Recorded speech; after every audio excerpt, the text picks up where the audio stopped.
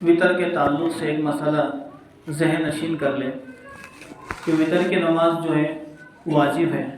یعنی فرض کے بعد واجب کا درجہ ہوتا ہے۔ جس طرح ایک فرض کو چھوڑنے کا گناہ ہے، ایسے ہی وطر کو چھوڑنے کا بھی گناہ ہوتا ہے۔ البتہ یہ ہے کہ اگر کوئی شخص وطر رات میں اٹھ کر پڑھنا چاہتا ہے تہجد کے موقع پر، تو یہ اس کے لیے افضل ہے، اور اگر کوئی نہیں اٹھ سکتا ہے تو عشاء کے بعد فوراً پڑھ لے، یا پھر جب بھی موقع ملے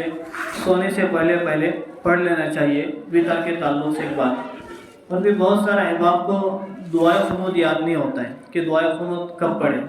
مطلب دعائے قنوت پڑھتے ہی نہیں، بہت سارے احباب یاد ہی نہیں ہوتا ہے۔ ایک تو ہے کہ کبھی کوئی دعائے قنوت بھول جاتا ہے، تو دعائے قنوت اگر کوئی بھول جائے تو آخر میں سجدے سو کر لے، جس سے بعض احباب رکوع کے بعد دعائے قنوت پڑھتے ہیں، تو ضروری نہیں ہے دعائے قنوت بھول جائے تو سجدے سو کر لے، نماز ہو جائے گی۔ اور اگر کسی کو دعائے قنوت یاد ہی نہ ہو، آتا ہی نہیں، تو وہ کیا کرے؟ تو اس کو چاہیے کہ دعائے قنوت کو سیکھنے کی کوشش کرتا رہے، کیونکہ جو دعائے قنوت ہم پڑھتے ہیں وطر میں، اللہم انا نستعینک یہ والا، بہت ساری حدیث میں اس کی تائید آئی ہے، اس لیے اسی کو پڑھنا افضل ہے۔ لیکن اگر کسی کو نہیں آتا ہے تو اس کو سیکھنا چاہیے،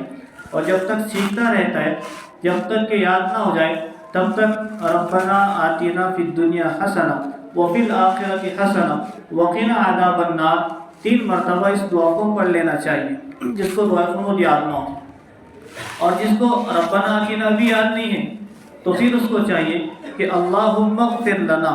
اللہم اغفر لنا، اللہم اغفر لنا، یہ وطر میں پڑھ لینا چاہیے۔ لیکن جب تک دعائے قنوت سیکھنے کی کوشش بھی کرتا رہے، اور اگر کوئی شخص دعائے قنوت یاد ہی نہیں کر رہا ہے اور پھر یہی ربنا آتنا یا پھر اللہم اغفر لنا پڑھ رہا ہے، تو یہ عند اللہ معذور ہوگا، اس کی گرفت ہوگی۔ لہذا اس مسئلے کو ذہن میں رکھیں، دعائے قنوت یاد نہ ہو تو ربنا آتنا پڑھیں، یہ بھی یاد نہ ہو تو اس کو سیکھتے رہیں، ساتھ ساتھ سیکھنے کے اللہم اغفر لنا پڑھیں۔ اللہ تعالیٰ ہم سب کو عمل کی توفیق عطا فرمائے۔